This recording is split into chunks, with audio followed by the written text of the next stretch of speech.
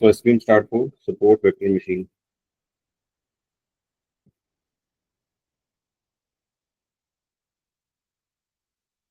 ये जो आपका एसवीएम है ये आपका रिग्रेशन प्रॉब्लम में भी एग्जीक्यूट होता है और ये क्लासिफिकेशन पे भी चलता है। ठीक है। रिग्रेशन प्रॉब्लम अगेन वही आपके पास आउटपुट कॉलम, अगर आपके पास आउटपुट कॉलम के अंदर न्यूमेरिकल वैल्यू है, एक्सपीरियंस है, एक्सपीरियंस के बेस पे आप सैलरी प्रेडिक्ट कर रहे हो 50 के, 60 के, 70 के एंड सो ऑन। तो output column is having the numerical value, इसका मतलब आपके पास वो प्रॉब्लम क्या है, रिग्रेशन प्रॉब्लम है। और अगर आपके पास आउटपुट के अंदर क्या आ रहा है, आउटपुट कॉलम में आपके पास कैटेगोरिकल डेटा है। ठीक है। फॉर एग्जाम्पल आपके पास स्टडी आवर्स हैं 5 घंटे, 6 घंटे, 7 घंटे, उसके बेस पे आपने प्रिडिक्शन करेगी बच्चा क्या होगा, पास होगा या फिर फेल होगा। तो there is always a category in the output column. या आउटपुट कॉलम में किसके अंदर अगर आपके पास डेटा कैटेगोरिकल है तो ये आपके पास किस तरह की प्रॉब्लम है, ये क्लासिफिकेशन प्रॉब्लम है। तब तक हमने दो एल्गोरिथम पढ़ी हैं, एक तो लीनियर रिग्रेशन पढ़ा है और सेकंड हमने कल पढ़ी थी लॉजिस्टिक रिग्रेशन। जो लीनियर रिग्रेशन की आपके एल्गोरिथम थी that is only use for the regression problem, और जबकि लॉजिस्टिक थी ओनली आपके क्लासिफिकेशन के साथ यूज होती थी।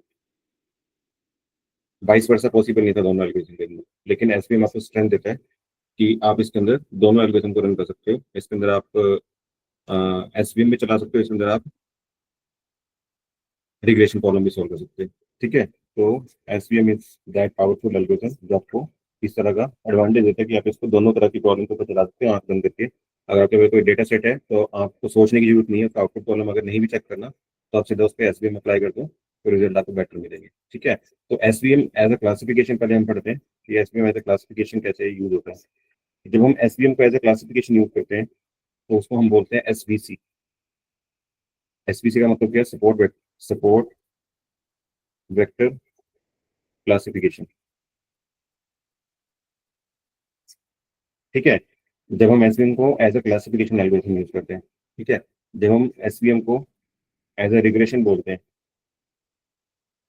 तो उसको हम बोलते हैं SVR, that is support vector regression. ठीक है। तो सबसे पहले हम पढ़ेंगे एसवीसी पढ़ेंगे। ठीक है। एसवीसी आपके पास दो टाइप से होती है, एक होता है आपके पास हार्ड मार्जिन, एक होता है आपके पास सॉफ्ट मार्जिन। ठीक है। पहले ये देखो कि एसवीएम वर्क कैसे करती है, how the SVM gonna work. जो हमने अभी तक लॉजिस्टिक रिग्रेशन पढ़ा था उसके अंदर हमने क्या किया था, आपके पास दो क्लासेस थी। बेसिकली क्लासेस को क्लासिफाई करने के लिए हम लॉजिस्टिक रिग्रेशन यूज कर रहे थे। दो क्लासेस थे आपके पास, एक क्लास आपके पास फॉर एग्जांपल ब्लू कलर की थी, एक क्लास फॉर एग्जांपल यहाँ पे आपके पास में रेड कलर से ले लेता हूँ। तो इन दोनों को क्लासिफिकेशन करने के लिए हमने बीच में एक लाइन ड्रॉ करी थी, that line is known to the best fit line, जिसको आपने सिग्मोइड फंक्शन से यूज किया था। ये मैंने लाइन बना दी। इस लाइन ने क्या किया, इन दोनों क्लासेस को अलग अलग से क्लासीफाई कर दिया। ये आपके पास ब्लू पॉइंट है, यहाँ पे पास सारे रेड पॉइंट है। तो on the basis of this particular line आपके पास दोनों क्लासेस डिफरेंशिएट होगी। This we did with in the logistic regression, हमने लॉजिस्टिक रिग्रेशन किया था कल। अब इससे एसवीएम कैसे डिफरेंट करता है, एसवीएम बेसिकली क्या करता है, वो भी आपके पास दो क्लासेस को क्लासीफाई करता है।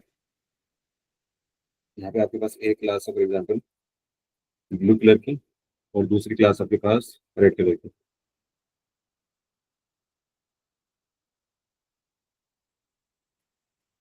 ठीक है। तो यहाँ पे भी क्या होगा, आपके पास एक डेस्परेट लाइन ड्रॉ होगी, बट एसवीएम आपको क्या एडवांटेज देता है, ये बेस्ट फिट लाइन ड्रॉ करेगा और ये क्लासेस को क्लासीफाई कर देगा। ठीक है। लेकिन एसवीएम आपके पास क्या एडवांटेज देता है कि वो एक as a marginal plane create करता है अपने बेस्ट फिट लाइन के आसपास। ये आपके मार्जिनल प्लेन है, ये आपके पास मार्जिनल लाइन है। ठीक है। मार्जिनल लाइन का क्या मतलब है, देखो इसको थोड़ा सिंपल रियल टाइम एग्जांपल से मैं समझाता हूँ कि इसका एडवांटेज क्या होगा, ये हम मार्जिनल लाइन बना क्यों रहे हैं। फॉर एग्जाम्पल आप एक सड़क पे चल रहे हो, ये आपके पास सड़क है। ठीक है। और आप यहाँ से व्हीकल लेके आ रहे हो। ठीक है। तो अगर आप ये व्हीकल से बिल्कुल सड़क के किनारे किनारे चलोगे, अगर आप यहाँ से चलते चलते बिल्कुल सड़क के बिल्कुल किनारे पे चलोगे तो देर इज अ चांसेस कि यहाँ पे किसी ना किसी पॉइंट पे आप इस पर्टिकुलर जगह से टकरा सकते हो और यहाँ से आपका एक्सीडेंट हो सकता है ना। लेकिन अगर हम यहाँ पे साइड में फुटपाथ बना दें, इसके जगह यहाँ पे मैंने एक फुटपाथ बना दिया, यहाँ पे आपको फुटपाथ बना दिया। ठीक है, अब आपके पास जो चलने का स्पेस है वो स्पेस सिर्फ इतना स्पेस है आपके पास। अब जो बंदा चलेगा यहाँ से, वो सिर्फ इसी रोड पे चल सकता है ना। अगर वो इसके कोने पे भी चलाएगा तो यहाँ से वो गिरेगा नहीं, क्योंकि उसके पास एक मार्जिन है यहाँ पे, है ना। गिरने वाला जो खतरा है वो इस साइड है। फॉर एग्जाम्पल आप इसको एक पुल अज्यूम करो कि आप एक फ्लाईओवर के ऊपर हो। ठीक है, फ्लाईओवर पे आप यहाँ से चल रहे हो, और अगर आपके पास फ्लाईओवर पे मार्जिन नहीं बने हुए, ठीक है, और आप अपने बाइक लेके स्टार्ट कर दिए चलना, तो यहाँ पे हो सकता है कि यहाँ पे इस पर्टिकुलर पॉइंट पे आने के बाद अगर आप बिल्कुल इसके पुल के ऊपर से बिल्कुल सट के चल रहे हैं यहाँ से, तो देर इज अ चांस कि आप यहाँ से ड्रॉप आउट होकर नीचे गिर सकते हो। बट वट अबाउट कि अगर गवर्नमेंट यहाँ पे क्या करती है, यहाँ पे फुटपाथ क्रिएट कर दिया आपके लिए। दोनों साइड में क्या बना देता हूँ, मार्जिन बना देता हूँ कि ये वाला फुटपाथ इधर है और ये वाला फुटपाथ इधर है। अब आपके पास जो चलने का स्पेस है वो सिर्फ इतना स्पेस है। अब बंदा मान लो फॉर एग्जाम्पल इस कोने पे भी चल रहा होगा, तो वो इस साइड टकरा के नीचे नहीं गिरेगा, क्योंकि उसके पास अभी इतना मार्जिन स्पेस है बचने के लिए। तो यहाँ पे एक्सीडेंट होने के चांसेस कम है। ठीक है, इसलिए हमने क्या किया कि दोनों तरफ इसके मार्जिन प्लेन बना दिए। अब लॉजिस्टिक रिग्रेशन में क्या दिक्कत थी, अगर हम वापस आए लॉजिस्टिक रिग्रेशन पे, ये लॉजिस्टिक रिग्रेशन था।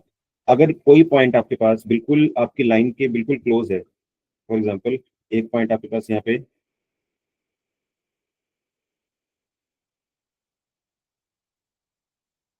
ये पॉइंट यहाँ पे होता है आपका, ब्लू कलर कर लेते हैं।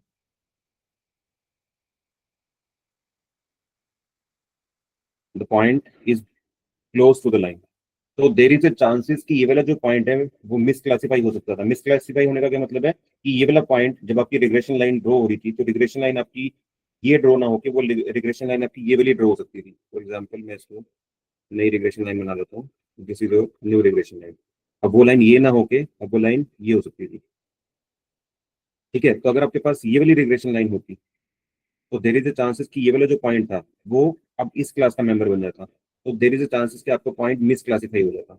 और हमारा गोल क्या है कि हमने अपने पॉइंट को मिस क्लासीफाई नहीं करना। हम बेसिकली जो लाइन ड्रॉ कर रहे हैं इन दोनों पॉइंट्स के बीच में, वो हम इसलिए ड्रॉ कर रहे हैं कि जो आपके पास मॉडल के अंदर जो आपके पास ओरिजिनल कॉलम्स है वो आपने दोनों क्लासेस अलग अलग से सेपरेट आउट हो जाए। अगर ये वाला जो सारा का सारा कॉलम है इसके अंदर सारे पास स्टूडेंट है, और ये वाला जो कॉलम है इसके अंदर सारे फेल स्टूडेंट है, तो अगर आप मॉडल आपका इस वाली लाइन को प्रिडिक्ट करता है कि ये आपकी बेस्ट फिट लाइन है, तो ये वाला जो पास वाला स्टूडेंट है वो फेल वाली कैटेगरी में आके गिर जाएगा, मॉडल की एक्यूरेसी डाउन हो जाएगी। ठीक है, तो इसके लिए हम क्या बनाते हैं, हम एक मार्जिनल प्लेन ड्रॉ कर देते हैं कि इस मार्जिन के बाहर, अगर फॉर एग्जाम्पल ये वाला जो पॉइंट है इस मार्जिन के, ये वाला जो मार्जिन को क्रॉस करके इधर भी आ जाएगा, तब भी उसने अभी ये वाली बाउंड्री क्रॉस नहीं करी। इसका मतलब वो पॉइंट मिसक्लासिफाई तो हो गया, लेकिन स्टिल अभी वो अपने ही रीजन के अंदर है। ये वाला जो रीजन है वो उसका अपना रीजन है। ठीक है, अगर वो इसके बिल्कुल पॉइंट बिल्कुल सट के यहाँ पे आ भी गया, तो देर इज अ चांसेस कि वो मिसक्लासीफाई नहीं होगा, वो यहाँ तक आ सकता है, उसकी बाउंड्री क्रॉस नहीं करेगा। तो इस चीज को हम क्या करते हैं, मिनिमाइज करते हैं मिसक्लासिफिकेशन को, जिसके अंदर एसवीएम एक ऐसे एल्गोरिथम है जो आपको हेल्प आउट करते हैं कि आपके जो मिसक्लासिफिकेशन है वो कम से कम होंगे। आई होप मैं आपको समझा पाया अच्छे से। ये कंसेप्ट क्लियर है कि एसवीएम हम यूज क्यों कर रहे हैं इंस्टेड ऑफ लॉजिस्टिक रिग्रेशन, और उसके एडवांटेज क्या है। चलो ठीक है, फिर यहाँ से आके चलते हैं। So this is our main use case कि हम एसवीएम यूज क्यों कर रहे हैं बेसिकली। ठीक है, अब मैंने आपको बताया कि आपका इसके अंदर मेन गोल क्या रहेगा। अगर हम लीनियर रिग्रेशन पढ़ रहे थे, तो लीनियर रिग्रेशन में हमारा मेन क्या गोल था कि आपके पास ये लाइन है और ये आपके पास डेटा पॉइंट है, तो आपने क्या किया, इसकी कोरस्पॉन्डिंग एक लॉस एरर निकाला था, और एरर की इक्वेशन क्या थी, वाई आई माइनस वाई आई अहेड का स्क्वायर। ये आपके पास क्या 1/n, यहाँ पे समेशन था बाहर, है ना। तो आपको इस एरर को क्या करना था, मिनिमाइज करना था, ये आपका गोल था वहाँ पे।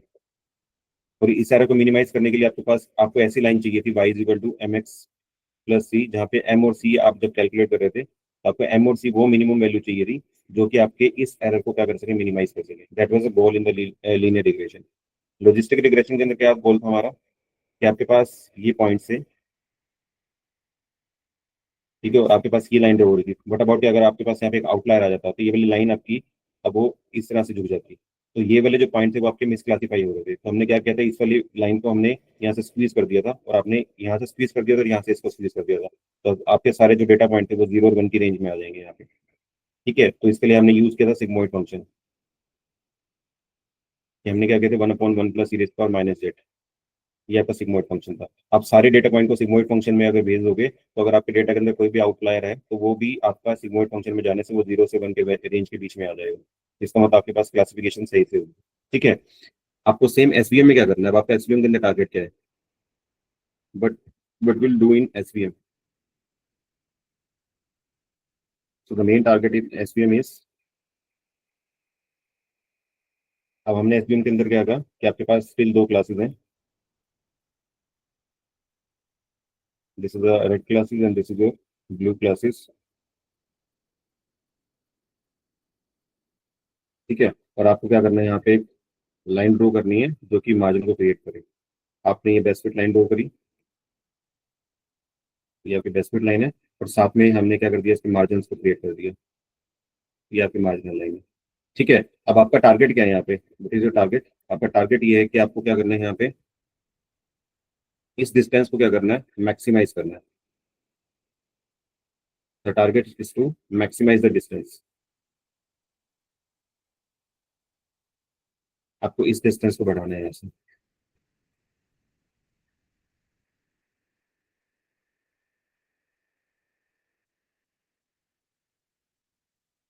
ये आपका जो डिस्टेंस है, मार्जिन वाला डिस्टेंस है, फॉर एग्जाम्पल मैं इसको डी डिस्टेंस को ला रहा हूँ, तो you have to be maximise the distance.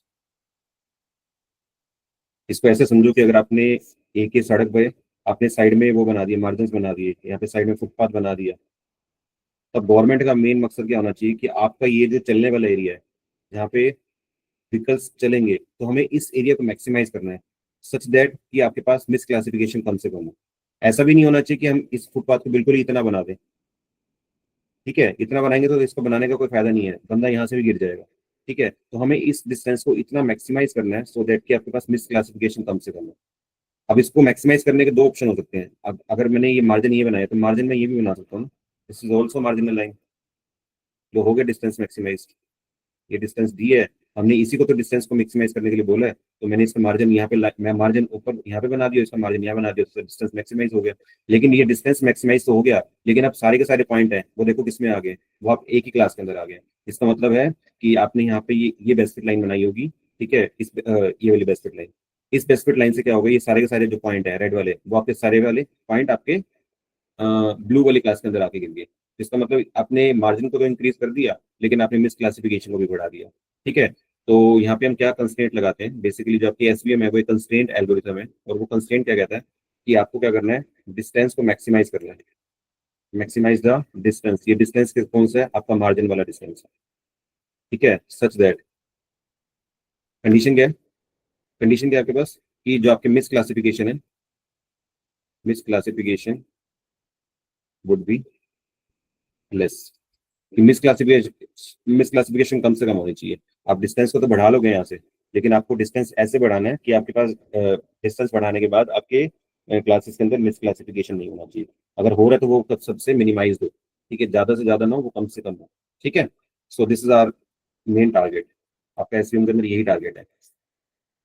ठीक है, तो एसवीएम का हम दो टाइप से हम एसवीएम पढ़ते हैं, जैसे मैं इसको एसवीएम बुला रहा हूँ, ये आपका एसवीसी है, that is your support vector classification. अच्छा, इसके अंदर जो मतलब है सपोर्ट वेक्टर का क्या मतलब है, सपोर्ट वेक्टर हमने क्या किया यहाँ पे, ये दो क्लासेस बनाई थी मैंने यहाँ पे। ठीक है, और ये दो पॉइंट्स थे, इसके बीच में ये बनाया, और इसके बीच इसके साथ एक हमने मार्जिन लाइन बनाई थी यहाँ पे। ठीक है, तो इसके अंदर सपोर्ट वेक्टर्स क्या है, जो आपके मार्जिन को, जो पॉइंट आपके मार्जिन को टच होके जा रहा है, ये आपके क्या सपोर्ट वेक्टर्स हैं, इसी को हम क्या बोल रहे हैं, सपोर्ट वेक्टर्स। इस तरह से इस वाली जगह पे ये दोनों क्या है आपके पास, सपोर्ट वेक्टर्स है।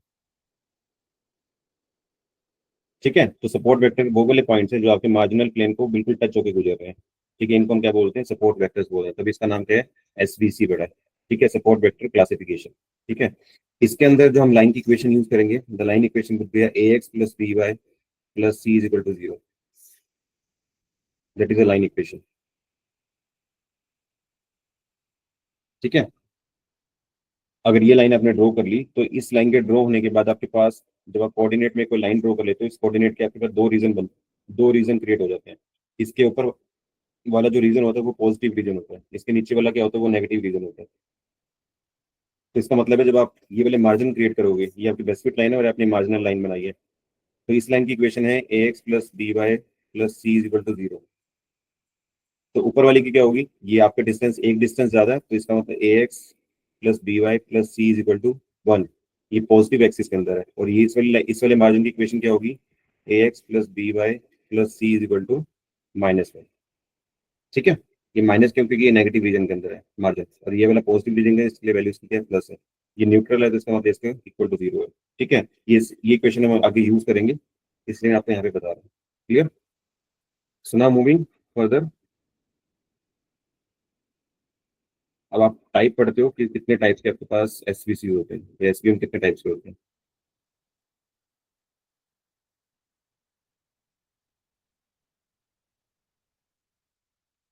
आपके पास दो तरह से होते हैं, एक को हम बोलते हैं हार्ड मार्जिन एसवीएम,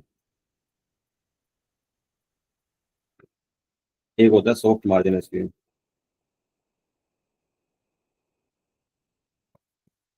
ठीक है, हार्ड मार्जिन और सॉफ्ट मार्जिन एसवीएम में देखो क्या फर्क है। द डिफरेंस इज, इसके नाम से पता लग रहा है कि हार्ड मार्जिन, सबसे पहले हम पढ़ रहे हैं हार्ड।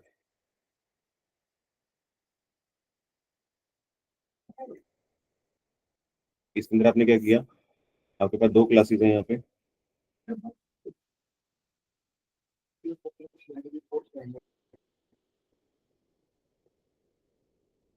पापा, पापा, क्लास को खत्म नहीं हुई है? कितने बजे खोलेंगे? आप बताओ। 20 minute. 20 minute. So hard margin SVM के अंदर बेसिकली क्या करते हैं, अगर आपके पास दो क्लासेस हैं यहाँ पे, दोनों क्लासेस को आप यहाँ पे क्या कर रहे हो,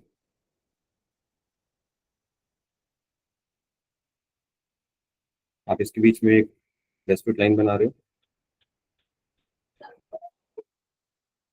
और आपने क्या क्रिएट कर दिया यहाँ पे, ये मार्जिन क्रिएट कर दिया।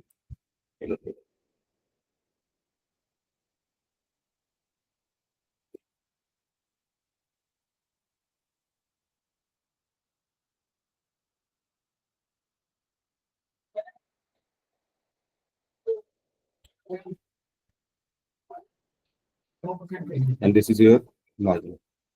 ठीक है, ये ऑल दो ये वाला पॉइंट यहाँ पे गलत, ये मैं दोबारा बना लेता हूँ। ये आपके पास दो क्लासेस हैं,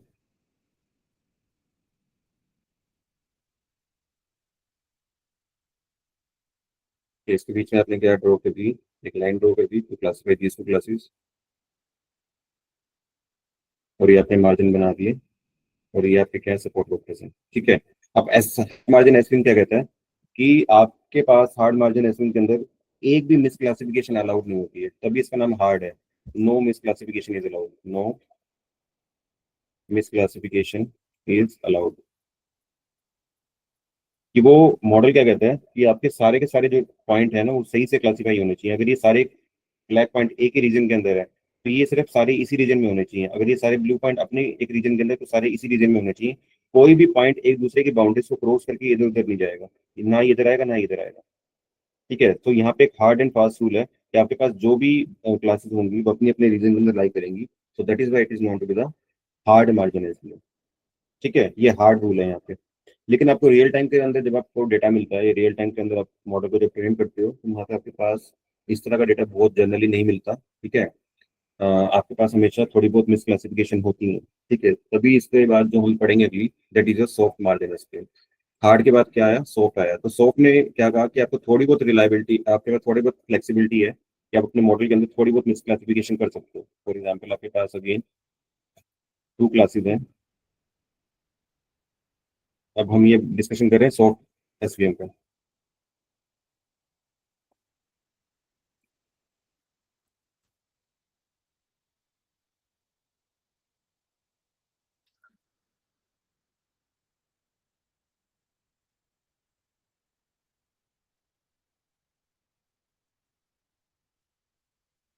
अगर एक आधा पॉइंट यहाँ पे आके गिरना चाहे तो यहाँ पे गिर सकता है, इसी तरह से रेड पॉइंट अगर इधर आके इस क्लास में जाना चाहे तो वो जा सकता है।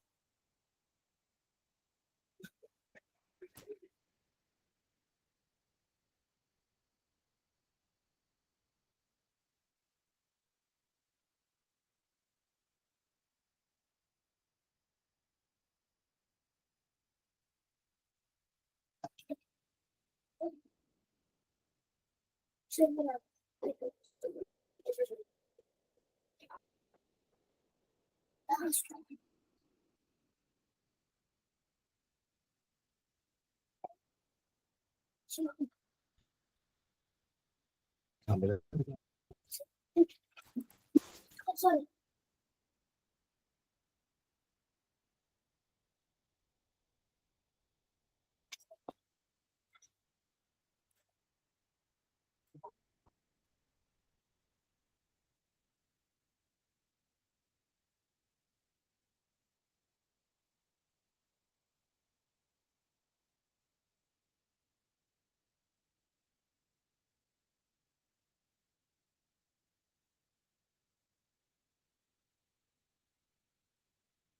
So when you have a scenario like this,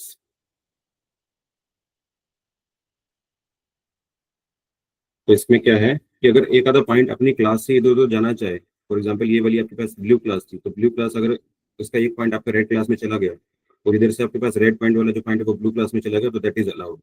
तो that is why it is known to be the soft margin, कि आपके पास जो कंडीशन है वो इतनी हार्ड नहीं है, क्योंकि आपके पास जो रियल टाइम का डेटा होता है वो आपके पास कभी भी सही से क्लासिफाइड नहीं होगा, उसके अंदर कुछ ना कुछ मिसक्लासिफिकेशन होगी. तो ये फ्लेक्सिबिलिटी आपको सॉफ्ट मार्जिन एसवीएम देता है. तो that is it is not be a soft. और हार्ड किस लिए कहता है? हार्ड का मतलब कि आपके पास जितनी क्लासेस, जो क्लास जिससे बिलोंग करती है वो अपनी अपनी क्लास में ही रहेगा, कोई एक दूसरे की बाउंड्री को क्रॉस नहीं करेगा. ठीक है, सो that is it is not be the hard margin. ठीक है, तो हम इसका लॉस फंक्शन लिख लेते हैं कि हमने इसको करना क्या है इसके अंदर. तो जो लॉस फंक्शन है आपका with respect to hard, that is your, आपका मेन मकसद क्या है? You have to be maximise the distance T. आपको डिस्टेंस डी को मैक्सिमाइज करना है. डिस्टेंस डी कौन सा आपका? ये वाला, ये आपका डिस्टेंस डी है. इसको आपको मैक्सिमाइज करना है सच दैट किसके विद रिस्पेक्ट में, इस पर्टिकुलर लाइन के, ये जो आपने लाइन ड्रॉ की है, बेसिक लाइन ड्रॉ की है, इस लाइन के रिस्पेक्ट में आपको क्या करना है? अपने डिस्टेंस को क्या करना है? मैक्सिमाइज करना है. ठीक है, तो you have to be maximise the distance c d with respect to.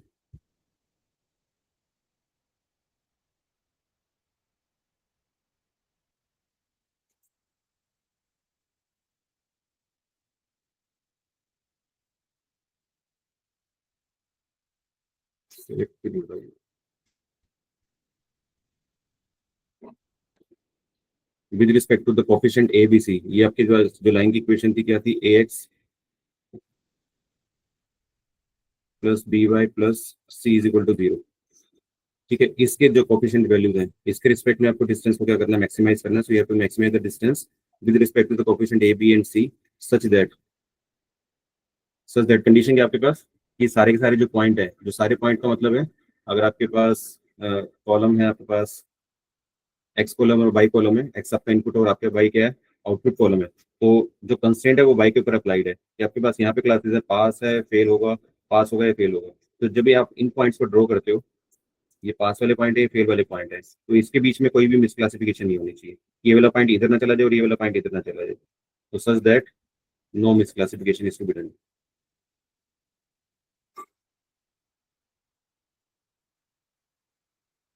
ठीक है, तो ये आपके पास लॉस फंक्शन है किसका? हार्ड एसवीएम का. ठीक है, सो दिस योर इक्वेशन जिसको आप हार्ड मार्जिन एसवीएम के अंदर सोल्व करते हो. सॉफ्ट मार्जिन एसवीएम की जो कंडीशन है दैट इज योर,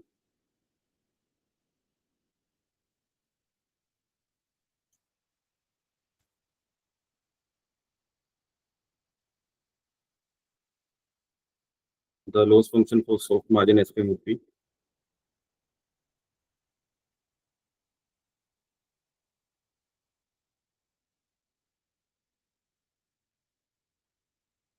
यहाँ पे भी आपको क्या करना है? You have to maximise the distance D with respect to A B and C such that,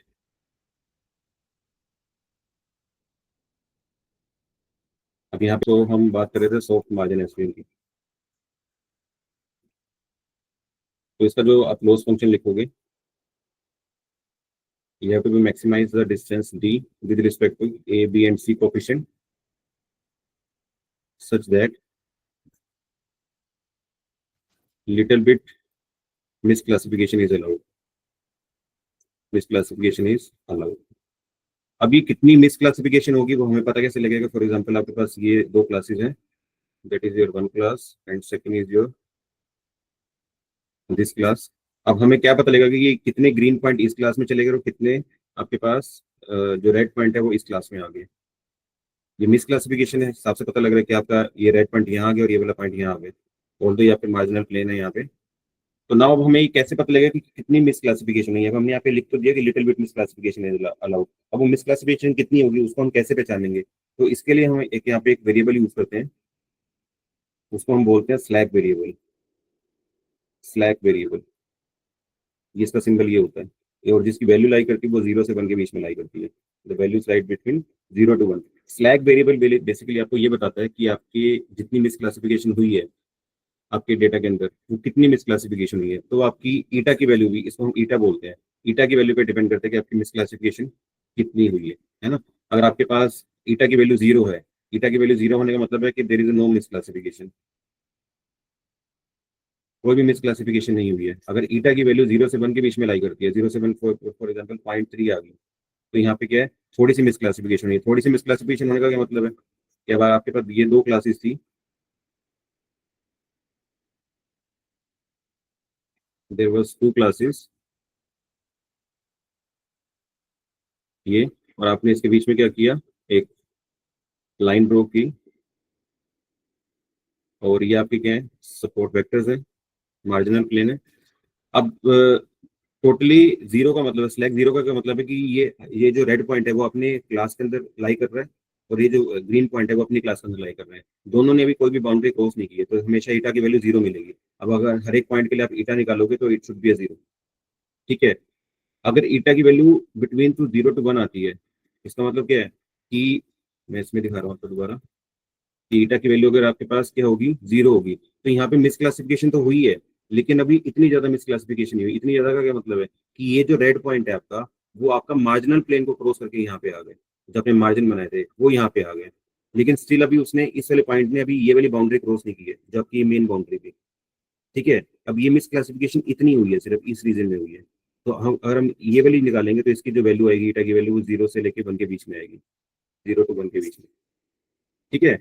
और अगर ईटा की वैल्यू 1 आ जाती है तो there is a huge misclassification. Huge misclassification का मतलब है कि अब जो पॉइंट है वो आपके सारे एक बाउंड्री, एक दूसरे की बाउंड्री में चले गए हैं। फॉर एग्जांपल ये वाला जो रेड पॉइंट है आपका, वो रेड पॉइंट क्रॉस करके आपका इस रीजन में आ गया। इसका मतलब उसने पहले तो अपने इस मार्जिनल प्लेन को क्रॉस किया यहाँ से, उसके बाद अपने इस वाली जो लाइन, जो आपकी बेस्ट लाइन थी, उसको क्रॉस किया, उसके बाद अब वो ग्रीन वाली क्लास में घुस गया। This is just like India Pakistan का बॉर्डर है, यहाँ पे ये बॉर्डर लाइन है आपकी इंडिया पाकिस्तान की, ये पाकिस्तान है, यहाँ पे इंडिया है। ठीक है। अगर हमने बाउंड्रीज एक मार्जिन बना रखा है दोनों बॉर्डर के बीच में, तो अगर वो बंदा थोड़ा सा इस साइड आ गया तब भी कोई दिक्कत नहीं है, लेकिन वो घुस के पाकिस्तान वाला इंडिया नहीं आना चाहिए, इंडिया आ गया तो फिर बचेगा नहीं वो। ठीक है। तो this is a kind of totally miss classification, और ये किस पे डिपेंड करता है, वो आपकी ईटा की वैल्यू पे डिपेंड करता है। तो इसलिए जब हम सॉफ्ट मार्जिन वाला लॉस फंक्शन लिखते हैं, तो इसके साथ एक हम नई टर्म ऐड कर देते हैं, that is not to be the eta, and this is not to be a slack variable. ये बताते हैं कि आपके पास कितनी मिस क्लासिफिकेशन हुई है, और वो मिस क्लासिफिकेशन ज्यादा है या कम है, वो ईटा की वैल्यू पे डिपेंड करती है। ठीक है, क्लियर है सबको? ठीक है, क्लियर है। So this is all about the SVM class, which is a two type of SVM, that is your soft margin and your hard margin SVM. ठीक है। सो नाउ इसके आगे हम बढ़ते हैं। Now we will talking about the function as a kernel function. सबसे important जो आपके पास इसके अंदर है, that is not to be the kernel trick. इसके अंदर हम एक कर्नल्स वर्ड यूज करते हैं एसवीएम के अंदर। इंटरव्यू के अंदर सबसे ज्यादा अगर एसवीएम में कोई क्वेश्चन पूछा जाता है तो इसी पूछा था कि what is kernel in SVM. तो इसको ध्यान से सुनना। अगर आप किसी भी एसवीएम को अप्लाई करते हो, चाहे वो हार्ड है या वो सॉफ्ट है, उसकी सबसे नेसेसरी कंडीशन क्या है कि जो आप डेटा यूज करोगे, द डेटा मस्ट बी, या data must be linearly separable.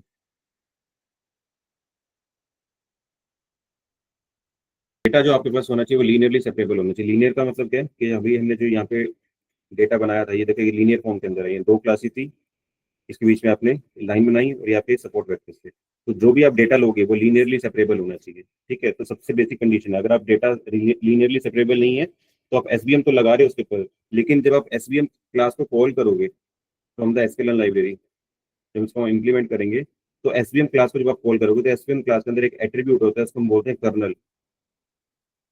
ठीक है। अभी बताता हूँ कर्नल होता क्या है।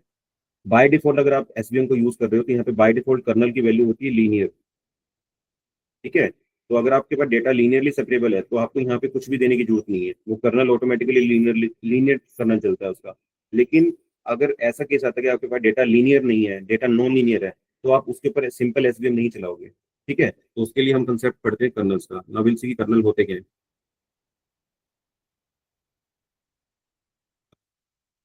Now see what is a kernel. पहली कंडीशन आपके पास यही थी कि आपके पास डेटा लीनियरली सेपरेबल होना चाहिए। अगर डेटा लीनियरली सेपरेबल है तो आंख बंद करके उस पर एसवीएम लगा दो। ठीक है। So next concept is your colonel's. ठीक है, कर्नल्स बेसिकली क्या होते हैं, एक मैथमेटिकल फंक्शन होता है, इट्स मैथ फंक्शन।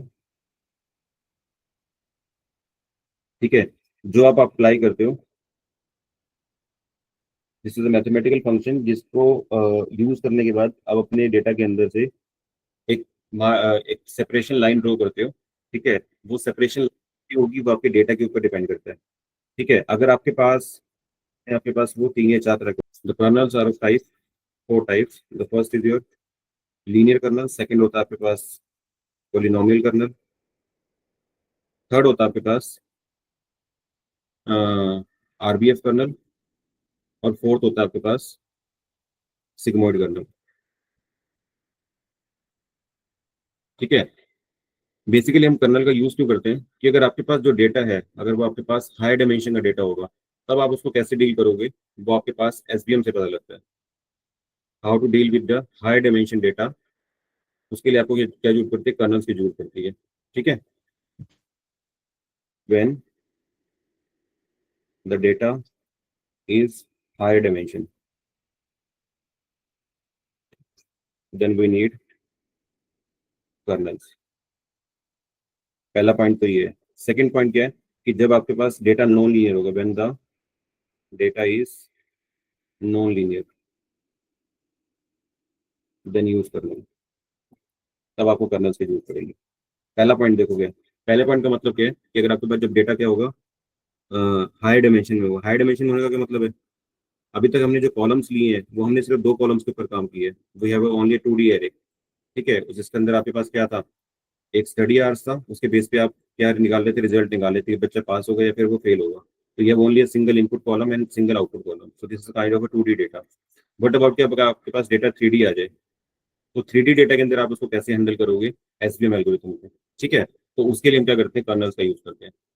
तो कर्नल्स बेसिकली क्या करते हैं, अगर आपके पास डेटा 3 डायमेंशन में होगा या आपके पास 2 डायमेंशन है, अगर आप एक डायमेंशन और इंक्रीज कर देते हो यहाँ पे। ठीक है, तो इसमें इसको कैसे हैंडल करेगा ये एसवीएम। तो उस केस के अंदर हम क्या करते हैं, कर्नल्स का यूज करते हैं। कर्नल्स बेसिकली क्या करते हैं, आपके जो डेटा होता है आपके पास हाई डायमेंशन का डेटा, उसको वो लोअर डायमेंशन से वो हाई डायमेंशन में लेके चले जाते हैं।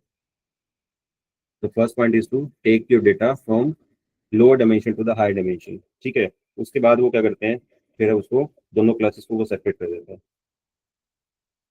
देखो कैसे होगा, फॉर एग्जाम्पल आपके पास जो डेटा है वो नॉन लीनियर डेटा है।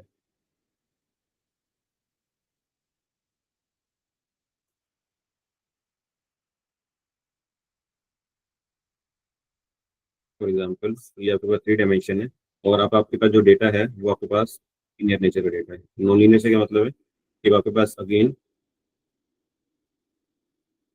ये क्लासेस है आपके पास, एक क्लास ये है आपके पास, और सेकंड क्लास आपके पास ये है।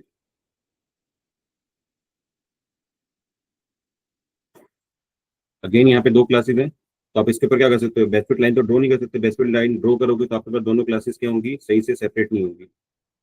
फॉर एग्जाम्पल अगर मैं इसके ऊपर ये बेसफिट लाइन ड्रॉ कर देता हूँ,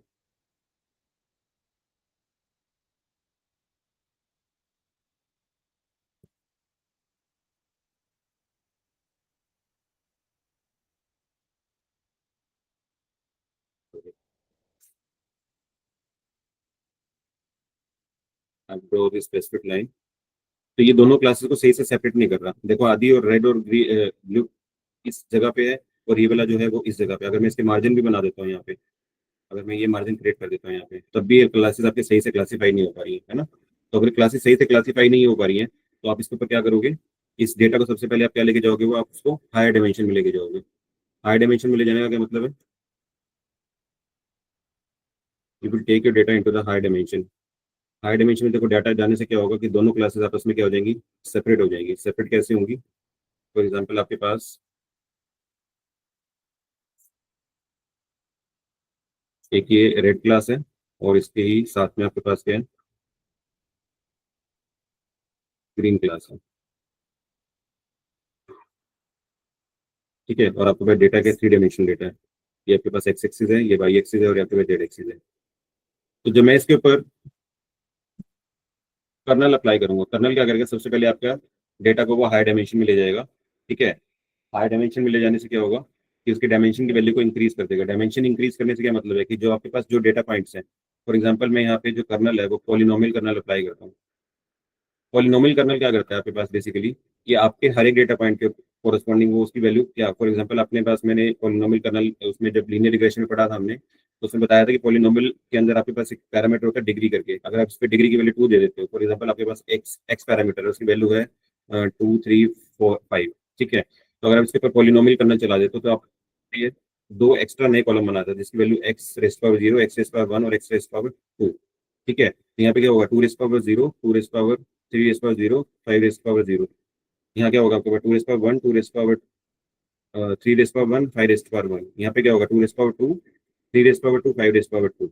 इसमें आता है आपके पास जो डायमेंशन है डेटा के, ये जो वैल्यू है अब आपके पास ये वैल्यू इंक्रीज करेगी, ठीक है। इंक्रीज कैसे, अब ये जो 2 है आपका, ये देखो किस में कन्वर्ट हो गया 4 में, ये जो 3 है वो किस में कन्वर्ट हो गया 9 में, और ये 5 किस में कन्वर्ट हो गया 25 के अंदर है।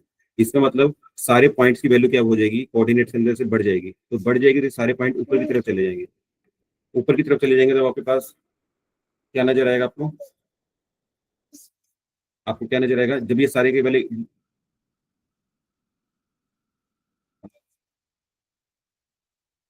ये सारे पॉइंट उठ के आपके ऊपर आ जाएंगे। ये वाला जो पॉइंट है, फॉर एग्जांपल आप इस पॉइंट की बात करो, ये वाला जो पॉइंट है इसके फॉर एग्जांपल डायमेंशन 2 और 3 है, जो मैंने इसके ऊपर पॉलिनोमियल कर्नल अप्लाई किया और इसकी वैल्यू को स्क्वायर कर दिया है यहाँ पे। तो ये 2 टू 4 और 3 3 9, अब ये नया पॉइंट क्या हो गया 4 और 9। इसका मतलब ये पहले 2 और 3 वाले कोऑर्डिनेट पे था, अब ये 4 और 9 वाले कोऑर्डिनेट में यहाँ पे आ जाएगा। इस तरह से सारे पॉइंट आपके ऊपर की तरफ आ जाएंगे यहाँ पे, ठीक है। तो जब पॉइंट ऊपर की तरफ आ जाएंगे तो आपके पास ये जो क्लासेस बनेंगी वो ये पॉइंट ये बनेंगे। और ये जो अंदर वाले पॉइंट है ये जीरो के क्लोज एक्सिस पे है, तो ये ज्यादा इसके ऊपर अगर आप स्केयर वैल्यू करोगे तब भी इसके ऊपर ज्यादा फर्क नहीं पड़ेगा। वो अपनी वाली जगह से थोड़े थोड़े ही लेंगे यहाँ पे, ये यहाँ पे पॉइंट थोड़े थोड़े ही लेंगे, ठीक है। इससे क्या होगा कि आपके पास ये वाली जो क्लास और ये वाली क्लास है वो आपके पास सेपरेट हो जाएगी। सेपरेट होने के बाद आप इसके ऊपर क्या कर सकते हो, एक लाइन ड्रॉ कर सकते हो और इसके मार्जिनल फिल को बना सकते हो। So this is how we are separating the two classes using the kernel function. इसलिए हम बेसिकली कर्नल्स का यूज करते हैं। सबसे पहली कंडीशन है कर्नल्स की कि आपके पास डेटा नॉन लीनियर होना चाहिए। अगर आपके पास डेटा नॉन लीनियर है, ठीक है, तो आपको कर्नल अप्लाई करना पड़ेगा उसके ऊपर, ठीक है। नॉन लीनियर डेटा को आप कैसे सेपरेट आउट करते हो, सबसे पहले उसको हायर डायमेंशन में लेके जाते हो, फिर उसके पर आप कर्नल अप्लाई कर देते हो। जिस कर्नल को आप अप्लाई कर रहे हो वो उसी शेप के अंदर आ जाता है। बेसिकली जो पॉलिनोमियल कर्नल है वो आपका शेप्स लेता है, कौन कौन सी,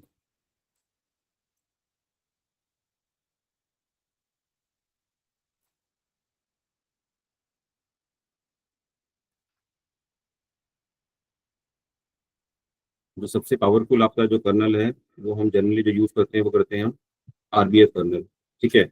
आपका जो पॉलिनोमियल कर्नल है वो कब वर्क करेगा, सबसे पहले तो आपका जो कर्नल है वो लीनियर कर्नल है। लीनियर कर्नल मैंने बताया कि अगर आपके पास डेटा लीनियरली सेपरेबल होगा तो आपके पास लीनियर कर्नल डायरेक्टली अप्लाई हो जाएगा बाई डिफॉल्ट। सेकंड आपके पास आता है पॉलिनोमियल कर्नल। अब आपके पास डेटा के अंदर दो क्लासेस हैं, और लेकिन वो जो दो क्लासेस है वो पॉलिनोमियल कर्नल बेसिकली किसी न किसी शेप को फॉलो करता है। फॉर एग्जांपल आपके पास दो क्लासेस पैराबोलिक शेप के अंदर है, आपके पास ये शेप बनती है, एक ये डेटा है आपके पास, और ये आपके पास सेकंड डेटा, ये डेटा है,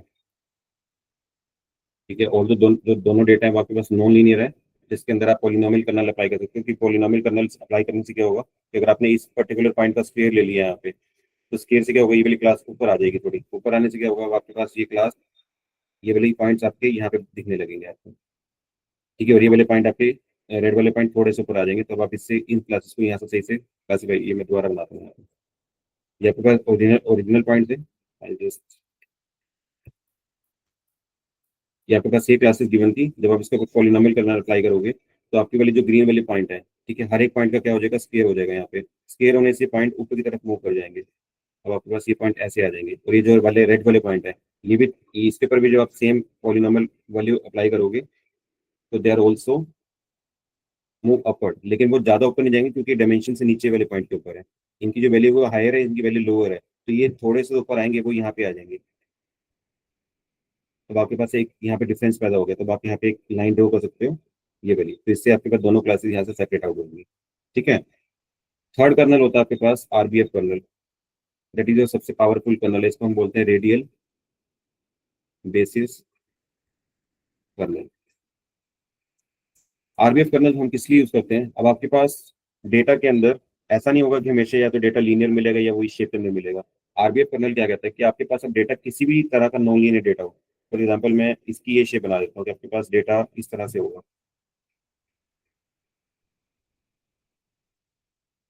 ये आपके पास सिंगल क्लास ही है, एक क्लास और ले लेता हूँ यहाँ पे, एक ही क्लास आपके पास ये है। तो ये कोई पर्टिकुलर शेप को फॉलो नहीं कर रही। अगर आपके पास कोई पैराबोलिक बने या एलिप्स बने या कोई सर्कल बने, तो आप उसके ऊपर इजीली पॉलिनोमियल कर्नल अप्लाई कर सकते हो। बट ऐसी कोई शेप बने डेटा की जो किसी पर्टिकुलर शेप को फॉलो ना करता हो, तो उस केस के अंदर आप आरबीएफ कर्नल आर बन करके अप्लाई कर सकते हो, क्योंकि आरबीएफ कर्नल एक इतना स्ट्रॉन्ग कर्नल है जो किसी भी तरह के नॉन लीनियर डेटा के बीच में एक लाइन को सेपरेट आउट कर सकता है। तो जब आप इस तरह के डेटा को ट्रीट करते हो यूजिंग द एसवीएम, तो वो क्या करता है, आरबीएफ कर्नल उसको दोबारा से क्या करेगा, इसके इन दोनों क्लासेस के बीच में यहाँ पे एक ऐसी बाउंड्री क्रिएट कर देगा जो कि आपके पास इन दोनों क्लासेस को सेपरेट आउट कर देंगे। तो ये वाली जो बाउंड्री लाइन है, ये वाला जो पाथ बनाया मैंने, ये सिर्फ आरबीएफ कर्नल के साथ पॉसिबल है। लीनियर के साथ ओनली स्ट्रेट लाइन चलेगी आपकी। पॉलिनोमियल कर्नल के साथ आप कोई ना कोई शेप को फॉलो करो। फॉर एग्जाम्पल अगर सर्कल शेप बन रही है तो उस पर पॉलिनोमियल अप्लाई कर दो, चल जाएगा। जैसे आपके यहाँ पे सर्कल शेप बन रही थी, है ना। अगर आपके पास शेप पैराबोलिक बन रही है, हाइपरबोलिक बन रही है, एलिप्स बन रहा है, तो आप उसके पॉलिनोमियल अप्लाई कर सकते हो। बट ऐसा कोई डेटा जिसकी कोई शेप नहीं है और वो मिसक्लासिफाइड डेटा है आपके पास, तो उसको हैंडल करने के लिए आपके पास आरबीएफ कर्नल अप्लाई करना पड़ता है। तो that is why RBF kernel is the strongest kernel among all the kernel. तो बेसिकली कर्नल क्या है, एक मैथमेटिकल फंक्शन है जिसको अप्लाई करने से आपका जो डेटा है वो लोअर डायमेंशन से हायर डायमेंशन में पहुंच जाता है। ठीक है। उसमें पहुंचने के बाद क्या होगा कि वो उन जो दोनों क्लासेस हैं आपको वो सेपरेट कर देगा क्लासेस को, और जब क्लासेस सेपरेट हो जाएंगी तो उसके बीच में आप एक लाइन या एक प्लेन ड्रॉ कर सकते हो। ठीक है। तो अगर आपके पास, अच्छा ये देखो कि हम हमेशा लाइन की बात कर रहे हैं, लेकिन ऐसा नहीं कि हमें हमेशा लाइन ही ड्रॉ करते हैं। वो डिपेंड करता है कि आपके पास जो डेटा है वो किस डायमेंशन का है। अगर आपके पास 2D डायमेंशन डेटा है तो हम उसके ऊपर लाइन ड्रॉ करते हैं। बट अगर आपके पास जो डेटा है वो आपके पास 3 डायमेंशन का या 4 डायमेंशन का है, तो उसके ऊपर हम लाइन ड्रॉ नहीं करते हैं, उसके अंदर हम प्लेन ड्रॉ करते हैं। अगर आपके पास डेटा 2D डेटा है, ये आपके पास 2 डायमेंशनल डेटा है, एक्स एक्सिस और वाई एक्सिस है, और आपके पास ये क्लासेस है, तो आप इसके ऊपर एक लाइन ड्रॉ करते हैं, इसको हम लाइन बोलते हैं। बट अगर आपके पास डेटा 3 डायमेंशन के अंदर है, ठीक है, और डेटा आपके पास इस तरह से है, इन दोनों क्लासेस को सेपरेट करने के लिए अब इसके ऊपर हम लाइन ड्रॉ नहीं करेंगे, इसके अंदर हम एक प्लेन ड्रॉ करते हैं। ये आपका प्लेन है। ठीक है। और अगर आपके पास डायमेंशन बढ़ जाते हैं, ये 3 डायमेंशन है, 4 डायमेंशन का डेटा होता है, तो 4 डायमेंशन में हम हाइपर प्लेन बोलते हैं उसको। ठीक है। तो लाइन हमेशा तो हम यूज करेंगे जब आपको डेटा 2 डायमेंशनल होगा। अगर डेटा 3 डायमेंशनल है, 4 डायमेंशनल, 5 डायमेंशनल है, तो उसको हम हाइपर प्लेन बोलेंगे। ठीक है। तो आप ये वर्ड्स का ध्यान रखना। ठीक है, क्लियर है। So this is all about the SVM, जिसके अंदर हमने क्या किया अपना। सबसे पहले देखा कि हमने एसवीएम यूज क्यों कर रहे हैं, क्योंकि आप मार्जिन को बढ़ा सको ताकि मिस क्लासिफिकेशन कम से कम हो पॉइंट्स के बीच में। उसके बाद दो तरह के एसवीएम पढ़ी, hard SVM and soft SVM. Hard SVM हम बेसिकली यूज करते हैं जब आपके पास दोनों क्लासेस सही से क्लासिफाइड हो, कोई भी चांस नहीं है उसके अंदर कि एक क्लास दूसरी क्लास में चली जाए, that is a hard SVM. Soft SVM हम क्या पढ़ते हैं कि देर is a little miss classification is allowed, लेकिन मिस क्लासिफिकेशन को हम जज कैसे करते हैं, उसके लिए हम एक वेरिएबल यूज करते हैं, that is known to the slack variable. तो स्लैक वेरिएबल की जो वैल्यू होती है वो 0 से 1 के बीच में लाई करती है। ठीक है। वो डिपेंड करता है कि आपकी वैल्यू क्या आ रही है। अगर स्लैक वेरिएबल की वैल्यू 0 है तो इसका मतलब वो सारी की सारी क्लासेस आपकी सही से क्लासिफाइड है, there is no misclassification. अगर स्लैक वेरिएबल की वैल्यू 0 से 1 के बीच में लाई करती है तो इसका मतलब मिस क्लासिफिकेशन हुई है, लेकिन उसने भी अपने मार्जिनल प्लेन को क्रॉस किया है, जो आपकी बाउंड्री है उसको क्रॉस नहीं किया। ठीक है। लेकिन अगर आपके पास वैल्यू ग्रेटर देन 1 आ जाती है, इसका मतलब टोटली मिस क्लासिफिकेशन है। तो आपको वो मिस क्लासिफिकेशन को जज करने के लिए we have add the slack variable in the loss function. ठीक है। उसके बाद हमने क्या पढ़ा कि कर्नल्स क्या होता है। कर्नल एक मैथमेटिकल फंक्शन है जो कि आपके डाटा को लोअर डायमेंशन से हायर डायमेंशन में ले जाते हैं, और उसके बाद आपके डेटा को सेपरेट आउट कर देते हैं, उनकी क्लासेस को सेपरेट कर देते हैं। ठीक है। तो this is about the SVM. Clear सबको ये?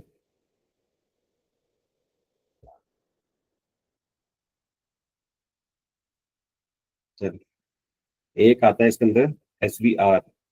हमने स्टार्टिंग में पढ़ा था कि आपका एसवीएम दोनों तरह के उसको सपोर्ट करता है। दोनों तरह के सपोर्ट करने का मतलब क्या है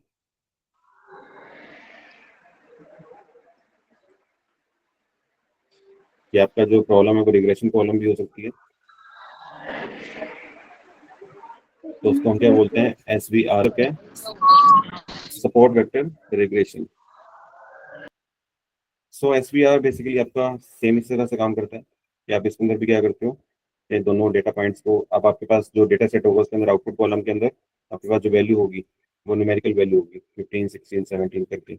ये आपका इनपुट कॉलम होगा, या आपका आउटपुट कॉलम होगा। ठीक है, तो हम इसके अंदर बेसिकली क्या करते हैं, आपके जो हम रिग्रेशन प्रॉब्लम को सोल्व करते हैं उसके अंदर हम क्या करते हैं कि जो आपका लॉस एरर है वो सबका मिनिमाइज रहना चाहिए। इसका मतलब हम जो इसके अंदर जो मार्जिनल लाइन ड्रॉ करेंगे वो हम इस तरह से ड्रॉ करेंगे तो आपके पास जो सारे के सारे जो डेटा पॉइंट है वो इस मार्जिन लाइन के अंदर के अंदर आ जाए। ठीक है, वो पॉइंट इस मार्जिन को क्रॉस करके बाहर ना जाए। अगर जितने बाहर जाएंगे इसका मतलब मिसक्लासिफिकेशन ज्यादा होगी। सो इसके अंदर जो हम मार्जिनल लाइन ड्रॉ करेंगे विल ट्राई कि आपके जो सारे सारे डेटा पॉइंट है वो आपके इस मार्जिनल लाइन के बिल्कुल अंदर की तरफ आ जाए। ठीक है, तो इस वाले रीजन को हम डोनेट करते हैं ईटा सिंबल से, और that is a plus eta, that is your minus eta symbol. तो आपकी जो रेंज होती है वो इसी पर्टिकुलर में आनी चाहिए, सो दैट कि आपकी मिसक्लासिफिकेशन कम से कम हो। ठीक है, so this is how the SBR gonna work. Same ही है आपका एसबीएम से, बस आप वहाँ पे जो क्लास यूज करते हो वहाँ पे आप एसबीसी क्लास यूज करोगे और यहाँ पे आप एसबीआर क्लास यूज करोगे। ठीक है, बाकी दोनों का जो कंसेप्ट है वो सेम है। इसके अंदर भी आपका जो कर्नल है वो इस तरह से वर्क करता है। एसबीआर के अंदर भी there is a function known to be colonel.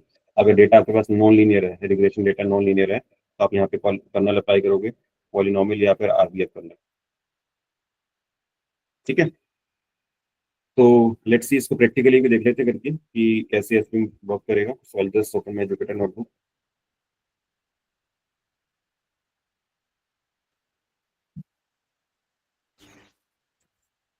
Import under this PD. I'll make a data set. Data is equal to, आपके पास पहले हम क्लासिफिकेशन प्रॉब्लम करते हैं, तो हम दो इनपुट वेरिएबल ले लेते हैं। स्टडी आवर्स ले लेते हैं, that must be a dictionary. ठीक है, इसके अंदर हम पास कर देते हैं 5, 6, 7, 8, 9। और सेकंड अपना आउटपुट कॉलम ले लेते हैं हम यहाँ पे, रिजल्ट कि बच्चा पास होगा या फेल होगा। ठीक है, that is a dummy data set. तो हम यहाँ लिख देते हैं पास, fail,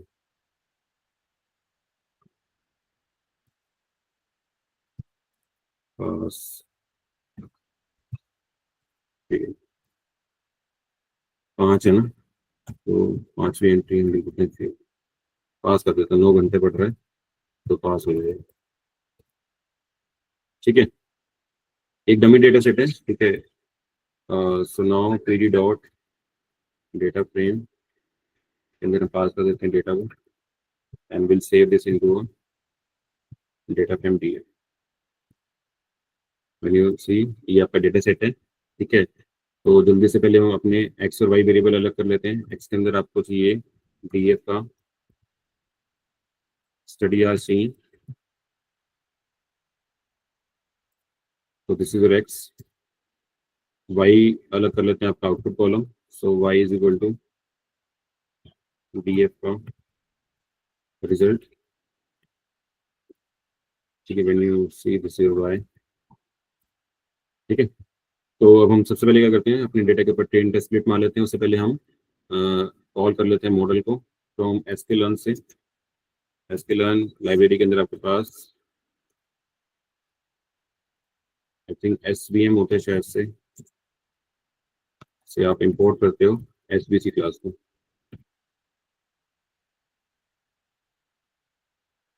yes, train test split भी कर लेते हैं यहाँ से, import from sklearn dot model selection से आप इंपोर्ट कर लेते हो किसको, ट्रेन टेस्ट स्प्लिट को। ठीक है, तो हम क्या करते हैं, जल्दी से अपने डेटा के ऊपर ट्रेन टेस्ट स्प्लिट लगा देते हैं।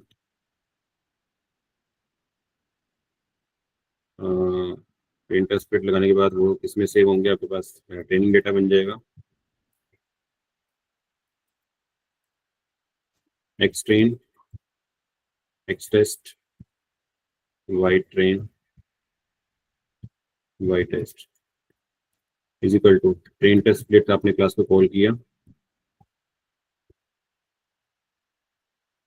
ठीक है, इसके अंदर आप क्या भेजते हो, अपने इनपुट और आउटपुट कॉलम। इनपुट कॉलम आपका एक्स के अंदर, आउटपुट कॉलम आपका वाई के अंदर है। और साथ में आप क्या भेजते हो, टेस्टिंग साइज। तो टेस्ट साइज कितना भेजना है आपको यहाँ पे, हम 0.2 यानी कि 20% डेटा टेस्टिंग के लिए रख लेते हैं। देयर इज अनदर वेरिएबल ऐसा रैंडम वेरिएबल, रैंडम स्टेट होता है शायद से, random state is equal to 42। ठीक है, यस। अब आपका डेटा ट्रेनिंग डेटा और टेस्टिंग डेटा के अंदर डिवाइड हो गया। तो अगर आप यहाँ से देखना चाहो कितना डेटा ट्रेनिंग में यूज हुआ है, this is your training data. अगर आप टेस्टिंग में देखना चाहो कितना डेटा टेस्ट के लिए यूज हुआ है,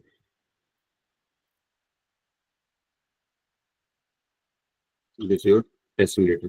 ठीक है, सिंगल रो है क्योंकि आपके पास 80% डेटा आपने ट्रेनिंग में यूज किया, 20% डेटा आपने टेस्टिंग के लिए यूज किया। ठीक है, सो नाउ हम अपने मॉडल को कॉल कर लेते हैं। तो model name is SVC model. इसका एक ऑब्जेक्ट बना लेते हैं हम, एसवीसी इज इक्वल टू कुछ भी बना लो, एसवी बना लो। ठीक है, फिट फंक्शन से हम मॉडल को कॉल करते हैं। मॉडल को ट्रेनिंग के लिए हम फिट फंक्शन यूज करते हैं। इसके अंदर आप क्या देते हो, अपना ट्रेनिंग डेटा दे देते हो, एक्स ट्रेन कॉमा एक्स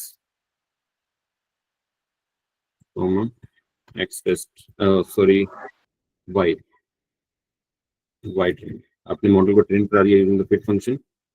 तो यस, आपका मॉडल क्या हो गया, ट्रेंड हो गया। अब एसवीसी क्लास के अंदर आपके पास यहाँ पे मैंने बताया था पैरामीटर होता है कर्नल करके। अब कर्नल की बाय डिफॉल्ट वैल्यू होती है लीनियर। ठीक है, अगर आप यहाँ पे लीनियर नहीं लिखोगे तब भी वो बाय डिफॉल्ट वैल्यू कर्नल की लीनियर ही उठाएगा। ठीक है, this is the default value. अगर आप यहाँ पे इसकी वैल्यू को चेंज करना चाहोगे तो वो वैल्यू चेंज हो जाएगी। ठीक है, वो हम आगे करके देखेंगे कि रिजल्ट पर कोई फर्क पड़ता है कि नहीं पड़ता। ऑल्दो जब आप कर्नल को चेंज करते हैं यहाँ पे तो आपकी वैल्यू या आपकी एक्यूरेसी में फर्क पड़ता है। जब अपने बड़े डेटा सेट के ऊपर काम करोगे तो जब आप कर्नल चेंज करके देखोगे यहाँ पे, तो यहाँ पे आपके मॉडल की एक्यूरेसी में फर्क पड़ेगा वहाँ पे। ठीक है, तो जस्ट यहाँ पे देखते हैं आपका मॉडल कॉल हो गया, मॉडल ट्रेन हो गया। So you have to be just predict to SVC dot predict.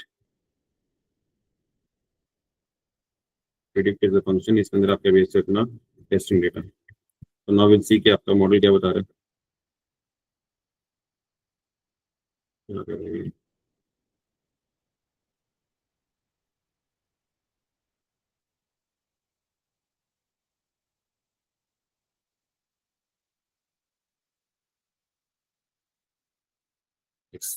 Test यहाँ पे हमने क्या लिया है, वाई टेस्ट, टेस्ट में प्रिडिक्ट करना।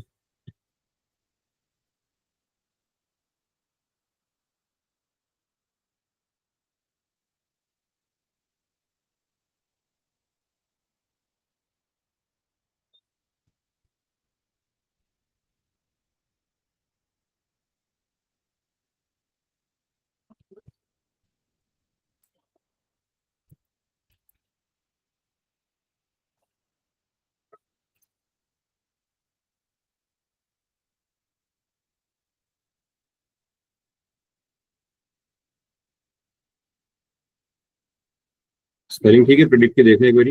अगर स्पेलिंग मिस्टेक है तो बताओ कोई देख के, या किसी को कोई एरर है समझ में आ रहा हो क्या एरर है। could not convert string to float into float, तो टाइप तो फ्लोट नहीं है।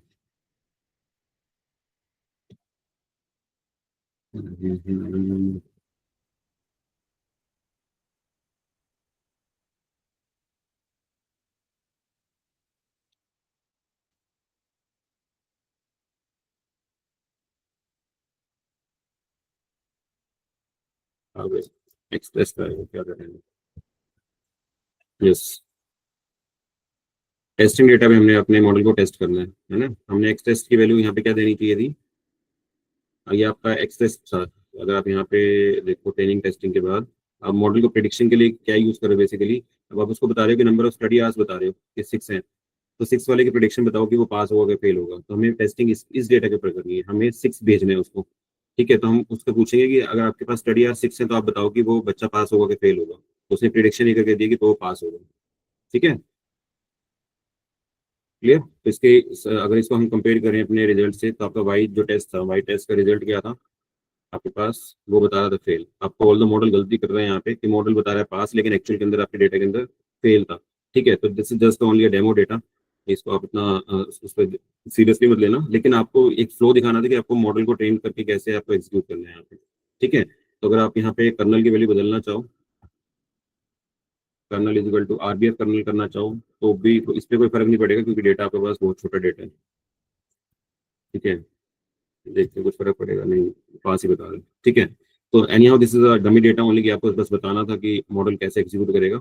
आपको एक अपना क्लासिफिकेशन डेटा सेट लेके अपने एसवीएम एल्गोरिथम को चला के देखना, देन यू विल सी कि आपकी आप दोनों एल्गोरिथम चलाना, आप लॉजिस्टिक भी चलाना सेम डेटा सेट के ऊपर, और उसके ऊपर एसवीएम भी चला के देखना, फिर उसका जो आप एक्यूरेसी स्कोर निकाल के देखना कि कितना आपका मॉडल एक्यूरेट रिजल्ट दे रहा है। तो जो मैट्रिक्स यूज करते हैं क्लासिफिकेशन के लिए, that is your accuracy score, उसको भी हम इंपोर्ट कर लेते हैं from the SQL library, from SQL dot matrix. ठीक है, यहाँ से आप इंपोर्ट कर लेते हो एक्यूरेसी स्कोर को, स्केल। ठीक है, तो इसी एक्यूरेसी स्कोर को मैं यूज करूंगा अपने मॉडल की एक्यूरेसी निकालने के लिए। ऑर्डर हमारी एक्यूरेसी 0 आएगी क्योंकि आपने एक ही प्रिडिक्शन की है और वो भी गलत आ रही है। ठीक है, तो यहाँ पे आपके पास जो एक्यूरेसी स्कोर आएगा वो आपका 0 ही आएगा। प्रिंट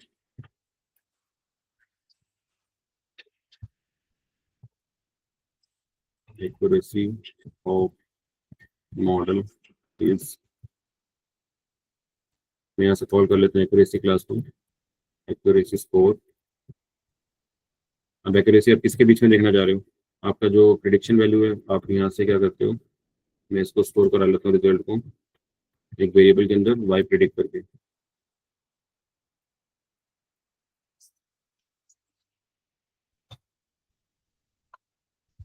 तो जो आपके मॉडल ने प्रिडिक्ट किया उसके बीच में, और आपका जो एक्चुअल वैल्यू थी, वो एक्चुअल वैल्यू आपके पास किसके अंदर थी, टेस्ट वाले के अंदर थी। तो मॉडल ने क्या प्रिडिक्ट किया, फेल, लेकिन एक्चुअल में आपके पास क्या था, पास था बच्चा, तो एक्यूरेसी ऑब्वियसली 0 ही आएगी। तो आई जस्ट टेस्ट, यहाँ देखो एक्यूरेसी 0 आ रही है। ठीक है, but this is how to show कि भी आप कैसे चीजों को यूज करते हो। डेटा सेट इंपॉर्टेंट नहीं है, इंपॉर्टेंट है कि आप उसको मॉडल को इम्प्लीमेंट कैसे कर रहे हो। आपको ये अच्छा सा डेटा सेट लेके आप उसको मॉडल को ट्रेन करके देखना है यहाँ पे।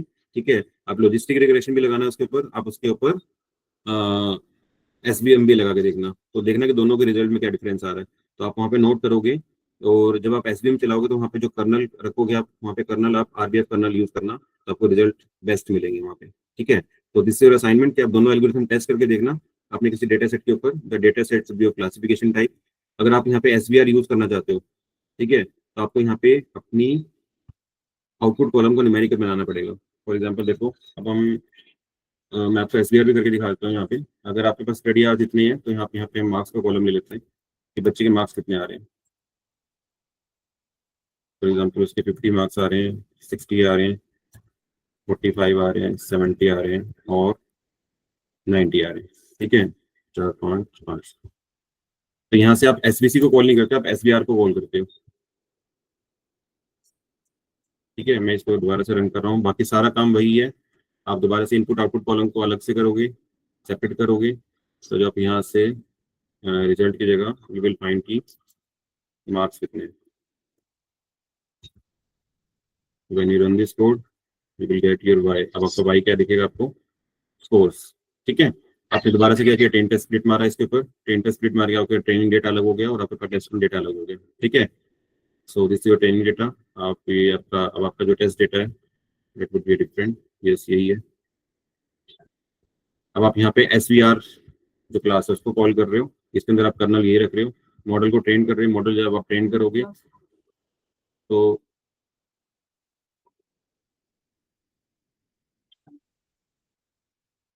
दिस इज कॉल्ड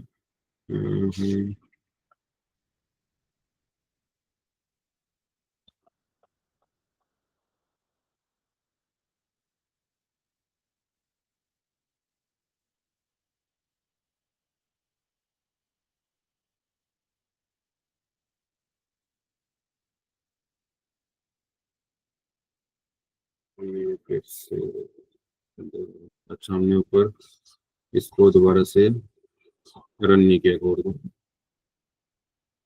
तो आप टेन टेस्ट स्प्लिट को दोबारा से रन करोगे, ये आपके पास ट्रेनिंग डेटा आ गया, ये आपके पास टेस्टिंग डेटा आ गया। बस now you will see this model is trained। अब आप इसके ऊपर प्रेडिक्शन कर रहे हो टेस्ट देके, now you will see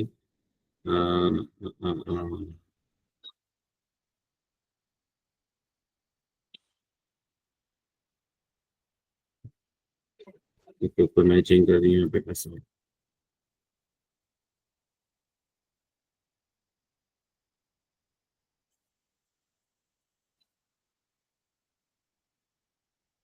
This is the prediction score is yes। ठीक है, आपके पास वो बता रहा है कि उसके मार्क्स 58 होने चाहिए। ये आपके पास जो टेस्ट डेटा था वो क्या था, यहाँ पे आप देखो, ये टेस्टिंग के अंदर उसने यहाँ पे टेस्ट डेटा था, आपके मॉडल के अंदर 60 मार्क्स दिखा रहा था और एक्चुअल में आपके 60 मार्क्स थे और आपका मॉडल कितना प्रेडिक्ट कर रहा है, दिस इज मॉडल प्रेडिक्शन, वो 58.9 प्रेडिक्ट कर रहा है, तो वेरी क्लोज है। ठीक है, इसके अंदर जो हम मैट्रिक्स यूज करते हैं दैट इज रिग्रेशन प्रॉब्लम, तो हम रिग्रेशन प्रॉब्लम के अंदर आप हमेशा R2 स्कोर निकालते हैं, हमने कल पढ़ी थी R2 स्कोर।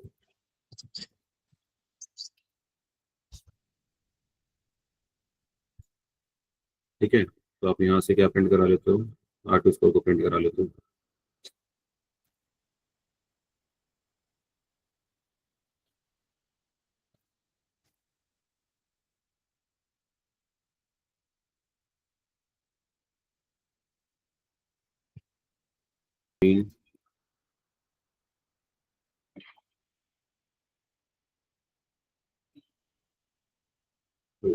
we'll see।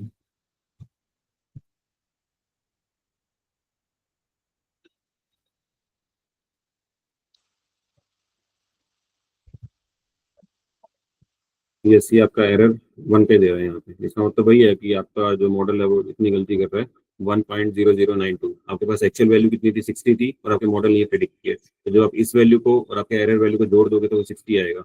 इसका मतलब जो डिफरेंस है आपके पास, जो टेस्टिंग डेटा आपके पास था 60 वाला, और आपको जब उसको माइनस करो 60 माइनस 15 58 पॉइंट, ये देखो मैं देखता हूँ करके, ये जो आप इसको 60 से माइनस करोगे तो आपके पास यही एरर रेट आएगा। इसको हम क्या बोलते हैं, मीन एब्सोल्यूट एरर बोलते हैं। मैंने इसकी कॉपी मैं यहाँ करता हूँ 60 माइनस, देखो आपके पास एरर कितना आ रहा है 1.0092, और यही आपका एरर यहाँ पे, तो this the mean absolute error कि मॉडल आपका इतनी गलती कर रहा है प्रेडिक्शन करने के लिए। ठीक है, so yes, this is all about the SVM algorithm and SVR algorithm.